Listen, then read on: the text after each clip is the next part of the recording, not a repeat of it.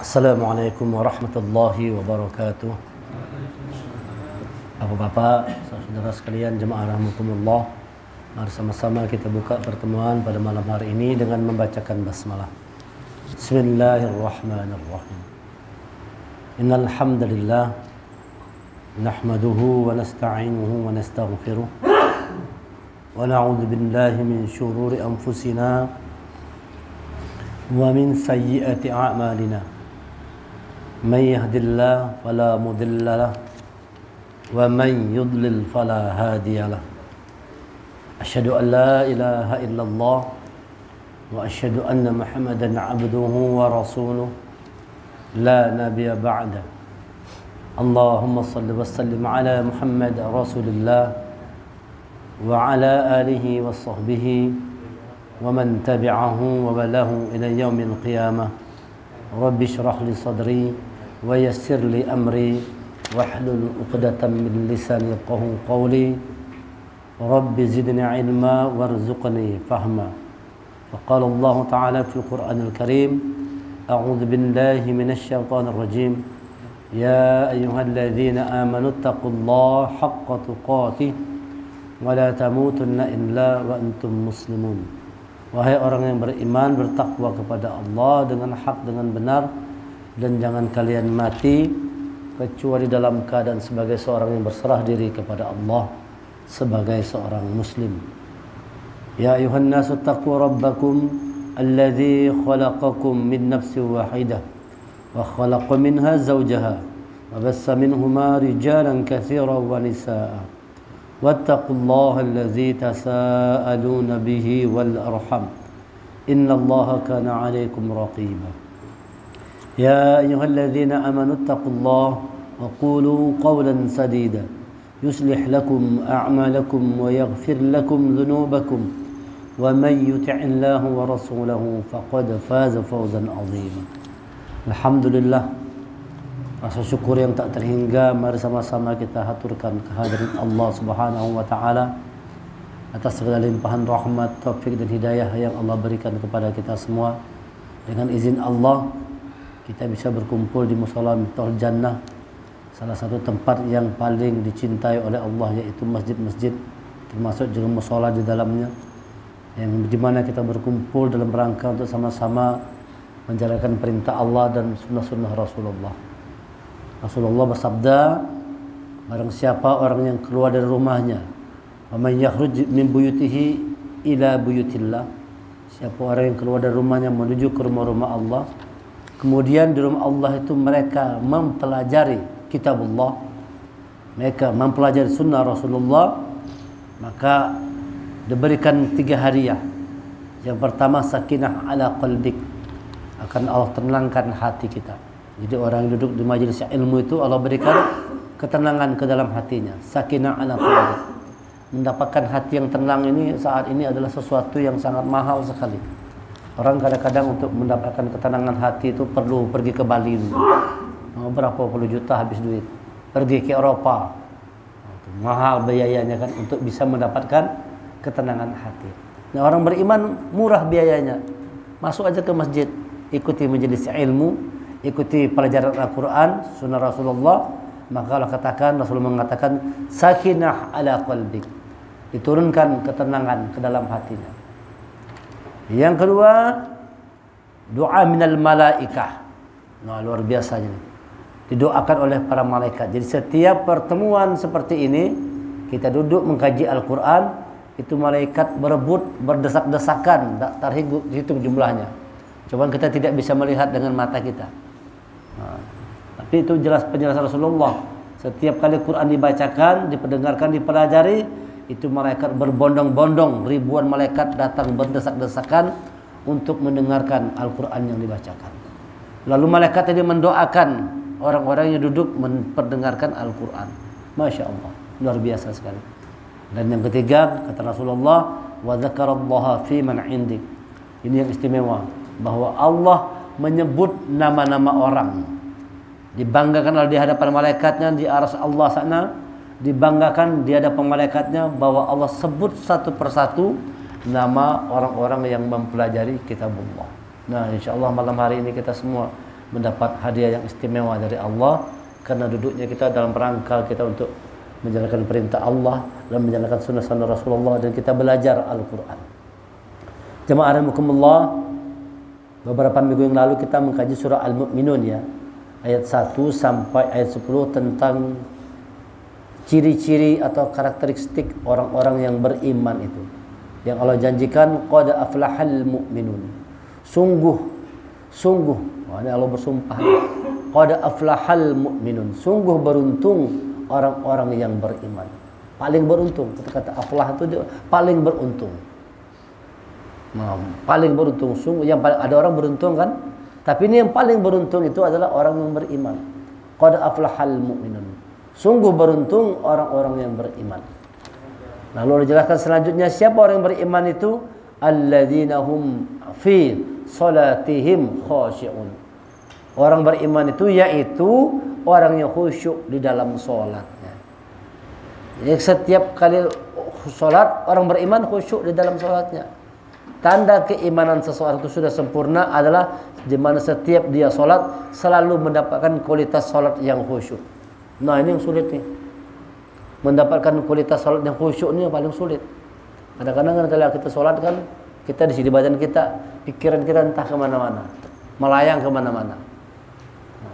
Kalau katakan orang yang beriman itu adalah orang yang khusyuk di dalam sholat. Di dalam surah Al-Baqarah kita kaitkan Allah menjelaskan yang namanya orangnya khusyuk itu siapa? Wasta'inu bis sabri was shalah wa innaha lakabiratun illa 'alal khashi'in. Minta tolong kepada Allah dengan sabar dan salat, sesungguhnya itu sangat berat kecuali bagi orang-orang yang khusyuk. Siapa orang yang khusyuk? Alladzina yadhunnuna annahum mulaqu rabbihim wa annahum ilaihi raji'un. Orang yang khusyuk itu adalah orang-orang yang menyangka, menduga mulaqu rabbihim, bahwa dia akan bertemu dengan Rabb-nya. Jadi salat ini adalah media kita untuk bertemu dengan Rabb. Nah, ini kalau kita memahami seperti itu, kita pasti akan bersungguh-sungguh dalam mengerjakan salat. Karena ternyata salat itu media kita untuk bertemu dengan Allah. Namun persoalannya adalah tidak semua orang ketika salat ketemu Allah. Banyak orang sholat ketemu dompet dalam sholat, dalam sholat ketemu anak bini, dalam sholat ketemu pekerjaan, ada barang yang hilang dalam sholat ketemu dia, nah, macam-macam itu pikir kita kemana-mana. Nah orang yang khusyuk itu di dalam sholatnya mulaqu rabbihim, yang dia temukan adalah Rabbnya. Nah ini mungkin tidak sembarangan, tidak sembarangan. Tentu kita punya persyaratan khusus tertentu. Bagaimana sholat itu untuk mendapatkan kualitas khusyuk. Lalu dengan khusyuknya sholat, kita bertemu dengan Allah di dalam sholat kita. Sholat sesuatu yang sangat istimewa, berbeda dengan rukun Islam yang lainnya. Syahadah lewat perantara Jibril, puasa lewat perantara malaikat Jibril, zakat lewat perantara malaikat Jibril, haji lewat perantara malaikat Jibril. Tetapi yang namanya sholat, Rasulullah perlu melakukan perjalanan Isra Mi'raj untuk bertemu langsung. Nah, ketemu langsung Rasulullah, bertemu langsung dengan Rabb-nya Allah, yang dimana malaikat tidak bisa sanggup. Malaikat tidak sampai. Ketika sudah sampai ke langit yang ketujuh, kata malaikat Jibril, aku di sini aja. Karena kalau dia mengikut, dia akan terbakar. Yang mampu sampai ke arsy Allah, bertemu Allah, hanya Nabi Muhammad SAW. Untuk apa bertemu Allah Rasulullah? Untuk mendapatkan perintah sholat. Masya Allah, luar biasa. Nah, itu mi'rajnya Rasulullah. Makanya ada hadis mengatakan as-salatul mi'rajul mu'minin. Sholat itu merupakan mi'rajnya orang beriman. Kalau Rasulullah secara zahir batin bertemu Allah lewat Isra Mi'raj, nah kita umatnya juga bertemu Allah lewat sholat kita. Karena sholat merupakan mi'raj bagi orang yang beriman. Nah, setiap hari kita mi'raj. Kalau sholat kita khusyuk, setiap hari kita bertemu Allah. Apa tandanya seseorang itu bertemu Allah? Orang kalau bertemu dengan Allah, maka sifat-sifat Allah itu akan nempel dalam dirinya. Sibghatullah, wa man ahsanu minallahi sibghah. Ada namanya sibghatullah, celupan Allah. Celupan Allah itu seperti ulun pernah katakan, air wantek yang berwarna hijau. Ya kan, kalau itu masuk baju berwarna putih, masuk ke dalam wantek tadi itu, Ketika diangkat, wajah putih berubah warnanya menjadi warna hijau. Karena dia sudah dipengaruhi oleh air wantek tadi itu. Nah itu namanya istibagat Allah begitu, celupan Allah. Jadi kalau misalnya orang sholat dengan khusyuk, dia masuk dalam istibagat Allah, ketika keluar dari istibagat Allah, nempel sifat-sifat Allah itu di dalam dirinya. Nempel. Maka pasti kalau orang sholat itu benar, dia akan jadi orang yang hebat. Dia akan jadi orang yang istimewa. Kalau betul-betul sholatnya itu dijaga, sholatnya dipelajari. Nah itu media kita untuk bertemu Allah. Orang yang benar sholatnya, khusyuk sholatnya, sifat-sifat Allah akan menyatu dengan dirinya. Karena sudah masuk dalam sifat Allah, lalu sifat-sifat Allah itu menyatu dengan diri kita. Allah Rahman Rahim, pengasih penyayang. Maka orang yang khusyuk sholatnya pasti jadi orang yang pengasih dan penyayang. Kalau ada orang habis sholat itu penyarikan, engken, bakhil, itu berarti dalam sholat tidak ketemu sama Allah, ketemu sama dunia berarti dia. Itu berartinya kalau sholatnya belum sampai pada kualitas sholat yang khusyuk. Kalau dalam sholat itu dia tidak bertemu Allah, manusia tidak akan pernah berubah. Kenapa orang tidak berubah? Karena dalam sholat tidak mendapat bimbingan. Kita bertemu Allah untuk dibimbing, diajarkan oleh Allah. Kita bertemu Allah dalam sholat untuk diperbaiki diri kita ini. Maka dapat dipastikan kalau sudah manusia tidak sholat, pasti dirinya rusak. Sebaik apapun manusia, kalau tidak sholat, rusak keadaan diri manusia. Maka dikatakan orang yang tidak sholat seperti bangkai yang berjalan. Sudah tidak dianggap lagi sebagai manusia. Yang membedakan orang Islam sama orang kafir adalah sholat itu yang membedakan. Sholat itu yang membedakan. Nah ini pentingnya kita melaksanakan sholat. Dan salah satu tanda orang yang beriman itu ada pada sholatnya. Oleh karena itu kerjakanlah sholat dengan khusyuk. Dengan setiap kita supaya sholat khusyuk itu mulai dari berwudu kita jaga dengan baik. Lakukan wudu dengan cara-cara yang benar. Kemudian harus tenang ketika sholat. Tidak boleh banyak beban pikiran. Masuk sholat tenang. Makanya kita misalnya kalau masbuk telah sholat, tidak boleh lari-lari kalau itu kan ajaran Rasulullah kan. Kalau kita misalnya terlambat, lalu kita lari-lari karena takut terlambat, takut masbuk, itu tidak boleh. Berjalan seperti biasa. Karena kalau kita lari sampai di sini, Allahu Akbar, gimana napas kita? Gimana mau khusyuk? Maka kita punya pengalaman. Kalau sudah sholat itu masbuk ya, susah untuk khusyuk. Itu sudah kita mengalami semua kalau ulun mengalami juga. Kalau sudah sholat terlambat, susah untuk dapat kualitas sholat yang khusyuk. Oleh sebab itu kita perlu menjaga sholat itu. Bagaimana caranya sebelum azan berkumandang itu sudah di masjid. Atau minimal sebelum imam itu sholat, takbir sudah berdiri kita di belakang imam. Minimal itulah. Allah, kita berdiri di belakang imam. Tapi kalau sudah lewat rakaat pertama, rakaat kedua baru kita masuk, nah itu biasanya sudah mulai kacau sholat itu biasanya. Ya berarti ya sulit untuk khusyuk.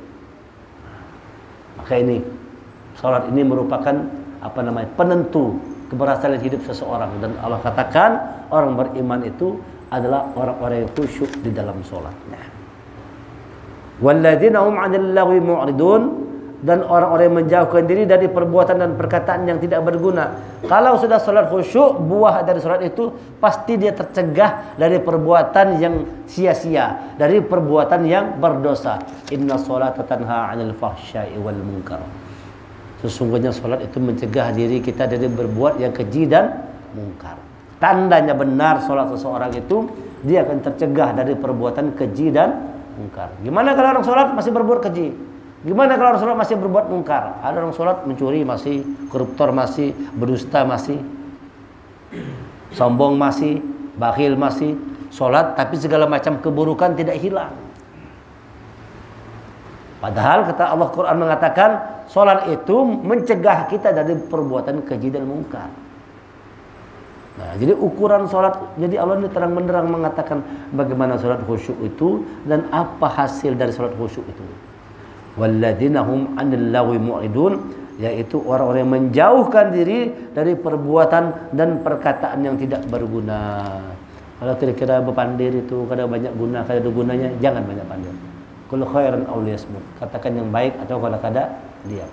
Kalau daripada kita melakukan sesuatu yang sia-sia, yang tidak berguna, bahkan berdosa, Padahal kita sudah sholat tadi tuh. Habis sholat, masuk pasar, sampai pasar, nimbang curang. Ngapain sholat tadi tuh? Habis sholat, masuk kantor, habis kantor, berdusta di kantor. Apain sholat tadi tuh? Ngapain jadi dalam sholat tadi? Nah inilah yang perlu kita hayati, bahwa sholat itu media Allah untuk memperbaiki keadaan diri manusia. Jadi Allah itu memperbaiki diri kita lewat ibadah sholat. Oleh karena itu, bagaimanapun keadaannya, sholat terus. Walaupun barangkali belum bisa khusyuk, sholat terus. Insya Allah kalau kita kerjakan secara istiqomah terus menerus, nanti pada saatnya Allah memberikan hadiah berupa sholat yang khusyuk, dapat kualitas sholat yang khusyuk. Lakukan terus menerus. Karena dengan cara itulah Allah akan memperbaiki keadaan diri manusia. 5 kali sehari kita masuk bengkel. Maksudnya itu bengkel, kalau sudah jalan mobil nih, masuk bengkel, diservis lagi. Dipakai jalan, rusak, masuk bengkel, diservis lagi. Sehari 5 kali. Coba bayangkan kalau mobil pakai tarus, tidak pernah diservis, gimana? Rusak ada? Bisa hancur enggak? Hancur. Walaupun mobil baru, kalau tidak diservis hancur. Harus tuh berkala, berapa bulan servis, berapa kilo servis. Nah, manusia gitu tuh, berjalan dari subuh sampai zuhur, masuk bengkel, diservis dulu. Yang rusak-rusak, yang bautnya kendor-kendor, kencangkan lagi, pakai lagi kendaraannya, servis lagi. Sehari 5 kali. Ini media, sholat ini adalah media Allah untuk memperbaiki keadaan diri manusia. Nah, kalau sudah manusia sholatnya khusyuk, dia akan menjauhkan diri dari perbuatan keji dan mungkar, perbuatan dan perkataan yang sia-sia, yang tidak berguna. Walladzina hum lizzakati fa'ilun, dan orang yang menjauhkan diri dari, dan orang-orang yang menunaikan zakat. Walladzina hum lizzakati fa'ilun, orang-orang yang menunaikan zakat. Tanda orang beriman itu zakat. Jadi zakat ini dia semacam pembuangan. Jadi dalam tubuh manusia ini ada 2 pembuangan.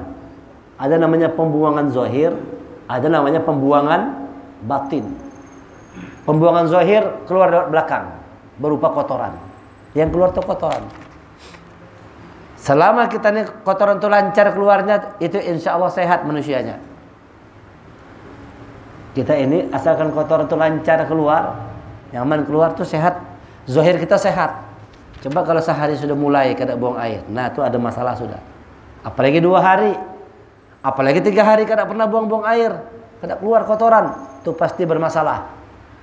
Tapi kalau dia lancar, itu sehat zahirnya, karena keluar kotoran. Manusia memakan makanan, saripatinya diambil, ampas kotorannya keluar. Itu pembuangan zahir namanya. Kalau dia lancar, maka sehat zahir kita. Maka pembuangan batin juga ada. Batin itu dia perlu pembuangan, namanya zakat. Zakat itu adalah pembuangan batin kita. Maka kita semakin banyak berzakat, semakin bersih keadaan batin seseorang, semakin bersih keadaan hati seseorang itu. So, kita sudah berzakat. Nah, itu jangan dianggap tuh. Jadi kalau kita pengen hati kita bersih, hati kita suci, batin kita tuh bersih, banyak zakat. Semakin banyak zakat, semakin bersih kondisi hati seseorang. Nah, kalau sudah kondisi hati itu bersih, Masya Allah, dia mudah menerima petunjuk Allah. Tanda orang yang hati bersih, dia mudah menerima petunjuk Allah. Salah satu perkataan Utsman bin Affan, ini terkenal ini. Apabila seseorang itu hatinya bersih, dia tidak pernah merasa kenyang dari Al-Quran. Itu perkataan terkenal Utsman bin Affan. Apabila hati seseorang itu bersih, dia tidak pernah kenyang dari Al-Quran. Artinya mau belajar Quran terus, itu tanda orang hati bersih itu. Tidak pernah berhenti belajar Quran itu. Utilba ilma minal mahdi ilal lahdi. Dia terus belajar, mulai dari ayunan sampai masuk kubur. Nah, Masya Allah, terus belajar. Terus belajar. Nah, tadi sore lu ketemu bapak tadi di Al-Jihad. Yang meninggal salah satu jemaah pengajian yang sama ulun belajar mengaji. Masya Allah, Pak Haji Muslim. Allahumma warhamu wa'afiyahu anhu. Umurnya 68 tahun, bayangkan pian, dalam usia 68 tahun sama ulun 4 tahun. 4 tahun tuh, berarti usia 64 tahun sidin sampai 68 tahun tuh selalu istiqomah belajar Quran. Dari kada bisa sampai akhirnya bisa lancar. Nah, itu orang yang hati bersih itu begitu tuh. mau terus belajar Al-Quran. Nah, jangan sampai kita tidak mau belajar Al-Quran, nanti kita akan menjadi orang yang rugi di hadapan Allah nanti. Ulaika humul khasirun. Itu pasti. Alladzina atainahumul kitaba yatlunahu haqqa tilawati ulaika yu'minuna bih wa may yakfur bihi fa ulaika humul khasirun. Al-Baqarah 121. Orang-orang yang kami datangkan kitab Al-Quran, kata Allah, haqqa tilawati. Mereka itu membaca Quran dengan bujur, benar. Maka kita wajib belajar Al-Quran supaya bacaan kita bujur, benar. Ulaika yu'minuna bih. Mereka itulah orang yang beriman kepadanya. Lihat ini. Orang yang beriman kepada Al-Quran itu bukan sekedar mengatakan aku yakin Quran, aku beriman. Dibuktikan iman kepada Quran itu dengan membaca Quran dengan hak, dengan benar. Ulaika yu'minuna bih. Wa may yakfur bihi, barang siapa yang ingkar, kada mau belajar, kada mau membaca Quran, fa ulaika humul khasirun. Mereka itulah orang-orang yang rugi. Rugi orang kalau kada mau belajar Al-Quran. Alhamdulillah. Ustaz Zulkifli Musabba, Allah firlahu warahmu afi'akum. Itu juga tuh. Sampai akhir hayat belajar Quran terus. Nah, padahal sudah ustaz itu. Padahal sudah ustaz istiqomah. Seminggu 2 kali sama ulun belajar Quran. Seminggu 2 kali belajar Quran. Masya Allah. Padahal sudah ustaz, tapi sudah gelar doktor, masih belajar Al-Quran. Sampai dijemput oleh Allah dia dalam keadaan belajar Al-Quran. Dalam proses terus belajar Al-Quran, memperbaiki bacaan Al-Quran. Nah, ini orang-orang yang beruntung tadi, kata Allah tadi. Tidak meninggalkan Al-Quran. Orang yang hatinya bersih itu mudah menerima petunjuk Allah, dan petunjuk Allah itu Al-Quran. Bagaimana supaya hati kita bersih? Walladzina hum lizzakati fa'ilun. Keluarkan zakat harta yang Allah berikan kepada kita. Zakat, infak, sedekah. Semakin banyak keluar, semakin bersih kondisi hati seseorang. Latih diri kita, biasakan. Saban hari, saban subuh itu, nah terutama saban subuh hari. Yang kata Rasulullah, siapa yang bersedekah, berinfak pada subuh harinya, dia didoakan oleh malaikat. Turun malaikat 2 orang ke muka bumi. Maka merahmat mendoakan orang yang bersedekah, berinfak, ya Allah berkahi, ya Allah lipat gandakan, tambahkan, ya Allah berkahkan rezeki yang keluar. Sebaliknya yang kada mau bersedekah, berdoa pada malaikat yang satunya, ya Allah buat hartanya kada berberkah, buat rezekinya jauh. Nah, didoakan kada baik oleh malaikat yang satu. Nah, usahakan kita setiap subuh tuh membiasakan diri mengeluarkan kotoran. Jadi itu kita mengeluarkan kotoran dari harta kita, tuh ada kotor, keluarkan supaya bersih harta kita. Nah, orang beriman itu kata Allah, walladzina hum lizakati fa'ilun, walladzina hum li furujihim hafizun, dan orang-orang memelihara kemaluannya. Orang beriman menjaga kemaluan, hafizun, jaga kemaluan. Kita ambil yang global, yang lebih luas lagi, menjaga kehormatan. Orang beriman itu betul-betul punya kehormatan diri. Jaga kehormatan diri. Tidak mau bebarangan, ngemis-ngemis, minta-minta, itu bukan sifat orang beriman. Orang beriman menjaga kehormatan dirinya. Oh, betul-betul menjaga kehormatan diri. Perempuan kita kalau punya anak, jaga tuh anak kita, suami istri kita. Apalagi kalau anak bebinian, wah itu lebih berat lagi menjaganya. Nah, tugas para suami. Illa ala azwajihim aw ma malakat aymanuhum fa innahum ghairu malumin. Kecuali terhadap istri-istri mereka atau hamba-hamba sahaya mereka yang mereka miliki, maka sesungguhnya mereka tidak tercela. Artinya ke tempat yang benar nyalurkannya. Nyalurkannya di tempat yang benar. Jangan bebarangan, jangan asal-asalan. Walladzina hum li amanatihim wa ahdihim ra'un. Dan sungguh beruntung orang-orang yang memelihara amanat-amanat dan janjinya. Orang beriman itu kalau diberi amanah dijaganya, janjinya ditepati. Itu ciri orang beriman. Amanahnya dijalankan, janjinya ditepati. Masih ingat semua bahwa kita ini pernah berjanji kepada Allah. Terutama yang mau dijaga itu adalah janji kita kepada Allah. Kita semua pernah berjanji kepada Allah. Kapan berjanjinya? Waktu kita di alam arham, di alam rahim, alam arham.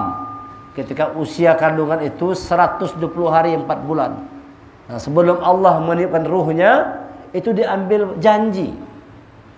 Diambil janji, diambil sumpah oleh Allah. bersaksi kita, bersyahadat di hadapan Allah.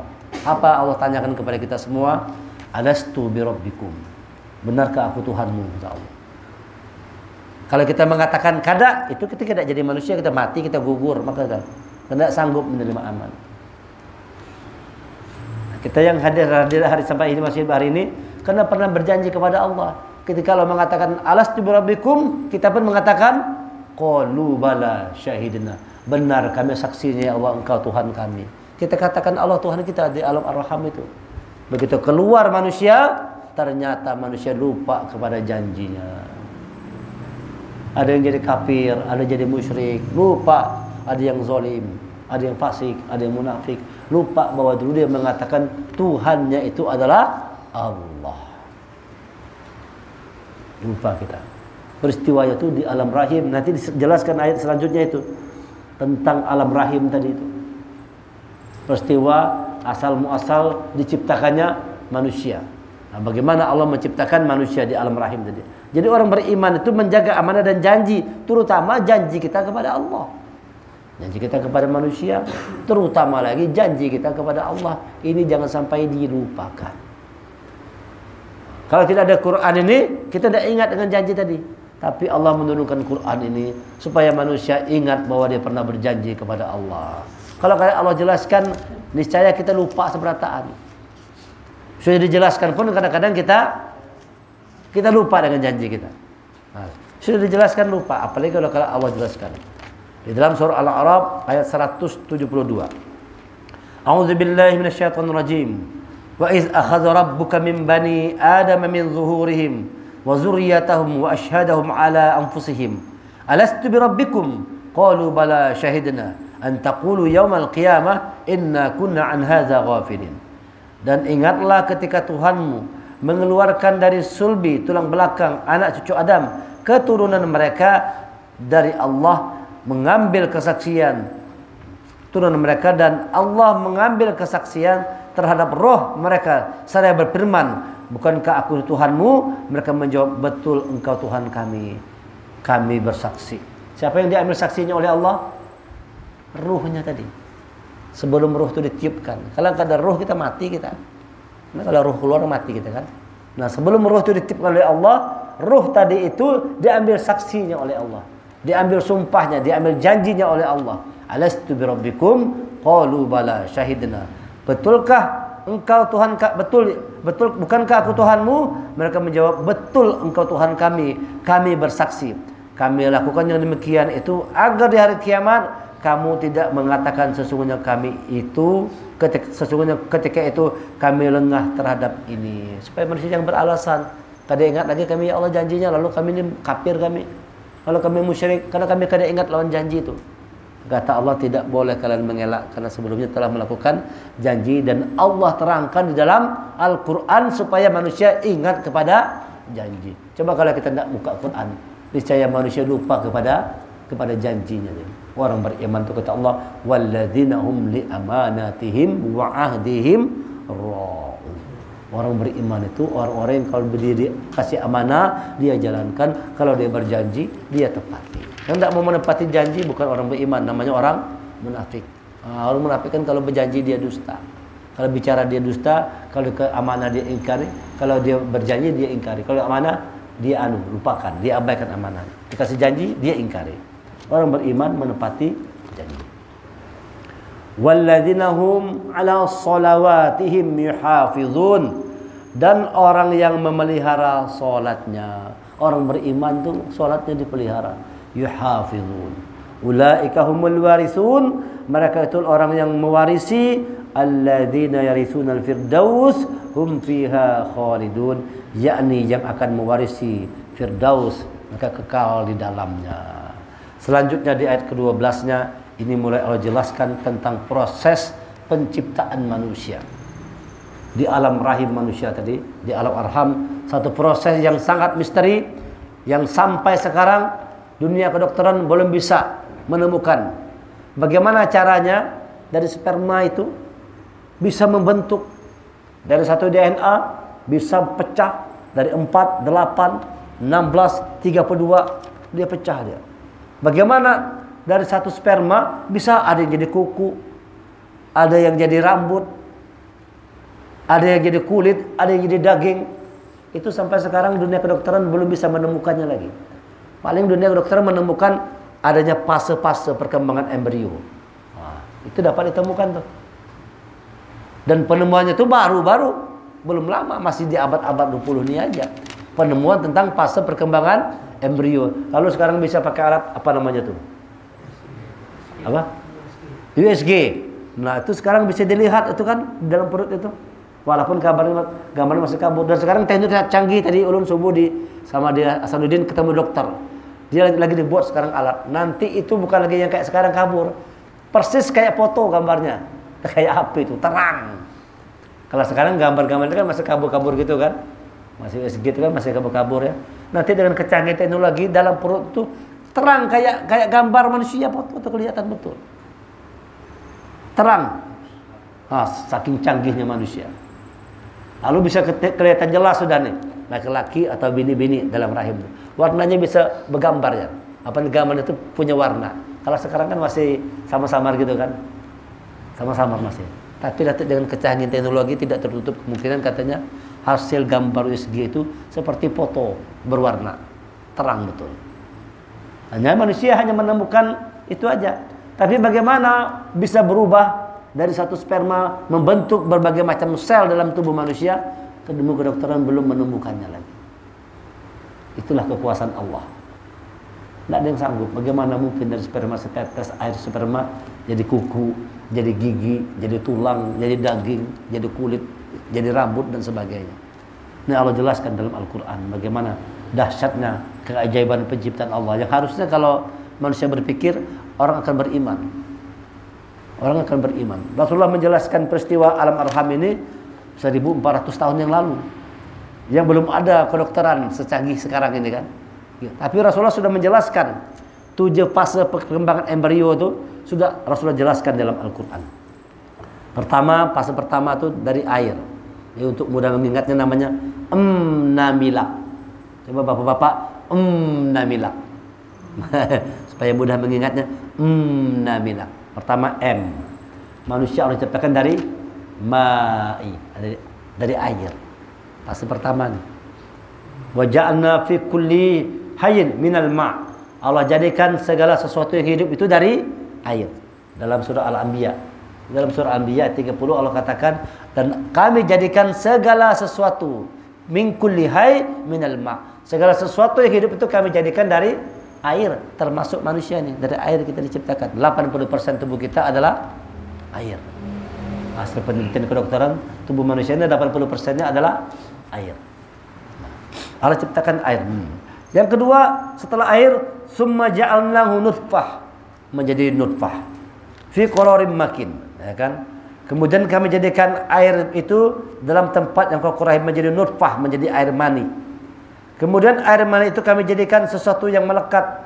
Summa, jadi ma nutfah, summa ja'al khalaqnal nutfah alaqah. Menjadi dia alaq, segumpal darah. Jadi air, jadi mani, jadi segumpal. Jadi air, jadi mani, jadi segumpal darah dia. Jadi segumpal darah yang melekat. Alaq tadi menempel di dalam rahim ibu, di rahim yang kokoh. Fa khalaqnal alaqata mudghah, lalu segumpal darah tadi itu menjadi segumpal daging. Nah, ulangi, air menjadi mani, menjadi segumpal darah, alaqah menjadi segumpal daging. Lalu kami ciptakan fa khalaqnal mudghah izama, tulang. Nah, lalu setelah jadi daging Allah ciptakan tulang. Lalu daging tadi menempel di tulang. Nah, coba bayangkan itu dari sperma aja. Bisa seperti itu.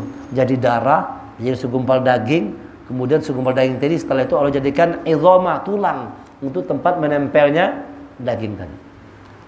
Izama. Fakasawna izama lahma.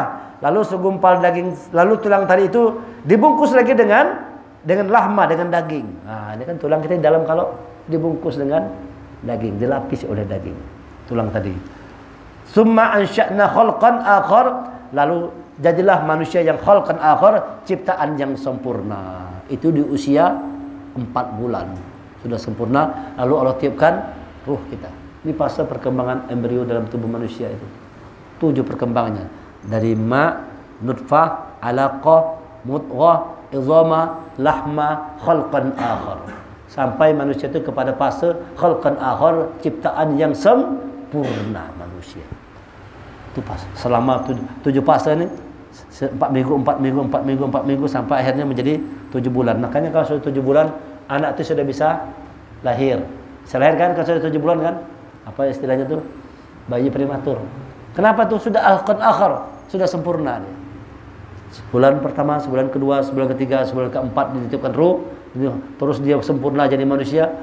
7 bulan ini sudah sempurna jadi manusia, sudah siap untuk dilahirkan ke muka bumi. Sudah bisa lahir tuh. Nah, luar biasanya. Jadi Quran sudah menjelaskan tentang fase-fase, 7 fase penciptaan manusia, dan itu sesuai dengan penelitian kedokteran. Bagaimana keajaiban penciptaan manusia, dunia kedokteran menemukan ada 7 fase perkembangan embrio. Dari ma'i jadi nutfah, jadi mudghah, jadi izama, jadi lahma, jadi kemudian khalqan akhar. Dan ulang-ulang lagi dari ma'i, nutfah, alaqah, mudghah, izama, lahma, dan khalqan akhar. Jadilah ciptaan manusia yang sempurna. Fatabarakallahu ahsanul khaliqin. Kemudian kami menjadikan makhluk yang berbentuk, lalu maha suci Allah pencipta yang paling baik. Fatabarakallah ahsanul khaliqin. Allah penciptaan yang paling baik. Tidak ada yang manusia mampu menciptakan sebagaimana Allah menciptakan. Coba teknologi secanggih apapun, bisa tidak manusia tuh membuat seperti Allah menciptakan? Jangankan menciptakan manusia, Quran mengatakan menciptakan lalat aja manusia tidak mampu. Coba kalau kalian hebat, kata Allah kumpulkan semuanya tuh, yang penentang-penentang Allah, jin, iblis, kalau kumpul semua, jangan buat manusia, coba kalian ciptakan seekor lalat aja kalau bisa. Ternyata manusia tidak mampu melakukannya. Yang hanya mampu melakukan hanyalah Allah. Tetapi kata Allah, ingat setelah keluar jadi manusia sempurna, ingat summa innakum ba'da dzalika lamayyitun. Kemudian setelah itu sungguh kamu pasti mati. Mati juga ujungnya. Mengalami proses dalam tubuh tadi, di alam arham tadi, lahirlah kita sebagai manusia, hidup di muka bumi, dan Allah tadi memberikan amanah kepada kita yang harus kita pegang selama hidup. Alastu birabbikum qalu bala syahidina. Itu amanah yang Allah berikan kepada kita hidup di muka bumi ini, tidak ada yang lain. Wa ma khalaqtul jinna wal insa illa liya'budun, untuk kita beribadah kepada Allah. Apa yang Allah berikan kepada kita ini, mikrofon, handphone, semua, air, ini fasilitas-fasilitas untuk kita menjalankan tugas sebagai seorang abdi Allah. Nih semua nih, memudahkan ini, memudahkan kita semua untuk kita mampu menjalankan tugas sebagai abdi Allah. Nah, kadang-kadang manusia itu banyak mengejar fasilitas, lupa tujuan hidup. Padahal fasilitas yang Allah berikan itu adalah alat-alat untuk memudahkan kita mencapai tujuan. Apa tujuan kita tadi? Qalu bala syahidna, bahwa tidak ada yang lain Tuhan kita hanya Allah. La ilaha illallah. Itulah syahadah kita pertama kali.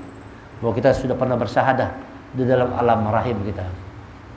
Di alam rahim seorang ibu, kita pernah bersaksi bahwa Allah itu adalah Tuhan kita. La ilaha illallah. Tugas kita itu. Para nabi datang untuk mengingatkan manusia bahwa tugas hidup kita adalah la ilaha illallah. Menjaga apapun kita, siapapun kita, bagaimanapun profesinya, jangan lupa tugas hidup kita satu sama semua, beribadah kepada Allah, membuktikan bahwa Tuhan kita adalah Allah, tidak ada yang lain. Dari kita lahir sampai kita mati, janji itu dipegang kuat-kuat, kata Allah. Jangan sampai melupakan janji, karena ada kata Allah, summa innakum dzalika lamayitun, setelah itu kalian akan mati. Nanti kita diminta pertanggungjawabannya oleh Allah. Apa-apa yang Allah berikan kepada kita, gimana kita jalankan tak waktu kita hidup tadi? Ingat tak dengan janji Allah tadi? Banyak manusia lupa kepada janjinya. Kalau orang tidak buka Quran itu dipastikan lupa janji kepada Allah. Orang yang tidak membuka kitabullah, dia akan melupakan janji. Jadi ingat bapak-bapak sekalian, yang Allah berikan kepada kita rumah, mobil, istri, anak, harta, semua pemberian Allah itu fasilitas saja. Itu fasilitas dari Allah untuk memudahkan kita mencapai tujuan hidup kita, yaitu kita mati nanti bertemu dengan Allah. Mulaku rabbihim fa innahum ilaihi raji'un. Bahwa suatu saat kita akan rujukkan kembali kepada Allah. Nah, disitulah tugas kita ini, jagalah amanah-amanah yang Allah berikan kepada kita, jaga janji-janji yang sudah kita lakukan, baik janji kita kepada manusia, terutama janji kita kepada Allah. Ingat bahwa kita dulu tidak punya apa-apa, lahir telanjang bulat. Ingat itu, jangan mati pun telanjang bulat juga, hanya dibungkus kain kafan aja. Mana kebanggaan sebesar ini. Hari ini udah dapat 2 peringatan Allah nih. Satu dari Jambi sana, teman seangkatan dipanggil oleh Allah. Seumuran sama ulun. Tadi dia Al-Jihad tadi getar hati kita dengarnya. Masya Allah. Ada yang 68, ada yang 2. Yang berdua itu umurnya 141, satu umur 38. Masya Allah, hajar ulun cepatnya kehidupan. Mudah-mudah sekali. Ada yang umur 38 tahun, ada yang umur 41 tahun. Masya Allah, langsung hilang apa namanya, rasa badan kita lemas. Diumumkan usia yang meninggal 38 tahun, usia yang meninggal 41 tahun. Kalau 68 iyalah sudah lewat janji Rasul kan, antara 60 sampai 70. Nah itu kan janji Rasul kan, itu iyalah antara 60 tahun sampai 70 tahun. Usia umatku 60 sampai 70 tahun.